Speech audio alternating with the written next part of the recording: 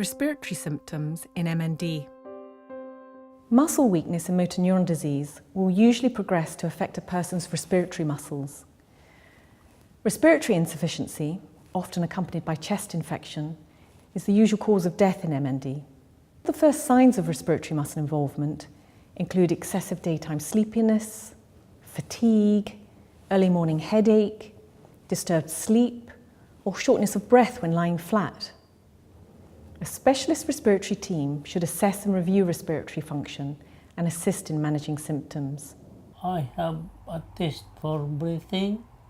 You have to blow the pipe as hard as you can and as long as you can. And the second one is in the nose, breathing as well. You put one insert in your left nostril and you inhale it as long as hard as you can. The same thing in the other side.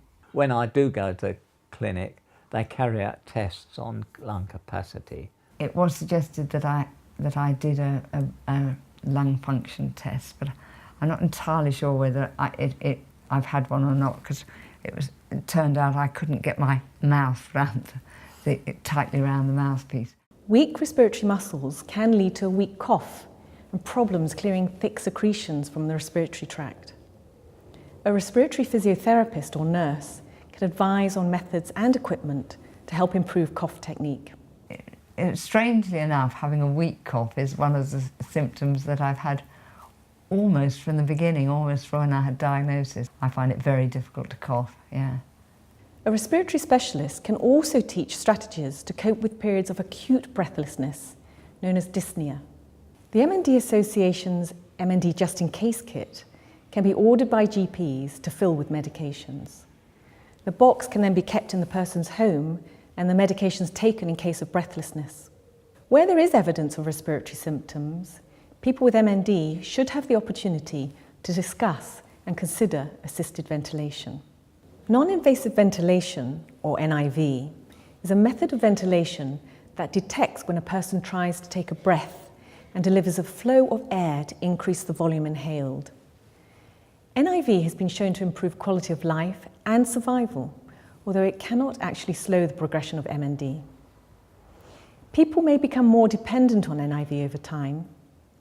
NIV makes use of air, not oxygen. Although there are some exceptions, oxygen therapy can have a serious detrimental effect in people with MND, reducing respiratory drive and worsening their condition. Although rare, some people will have full invasive ventilation via tracheotomy. Assisted ventilation will not suit everyone, and people have the right to choose to have no intervention. Any discussions about assisted ventilation should also be accompanied by the opportunity to think about end-of-life choices, including withdrawal of ventilation. I haven't been given any advice on breathing problems. I know that if I suffer any problems, I can refer to the specialist. I don't have any problem with the breathing and eating, but they said it will come. They said I have to use respirator something to breathe, and I don't think I want to do that. What I've got written down at the moment is that I would be willing to have an IV, but not so that it sort of takes over my breathing completely, and that I recognise that not having it may mean that I am much more likely to get pneumonia.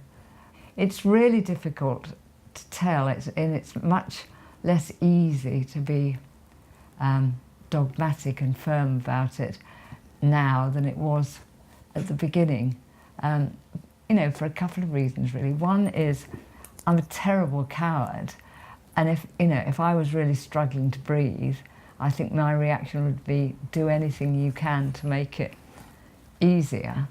And the other thing is that although I can't do much, there is still a lot in life, particularly family, that I enjoy and I value. And whereas I wouldn't want to, I wouldn't want to keep breathing at any cost. There is a lot to keep breathing for.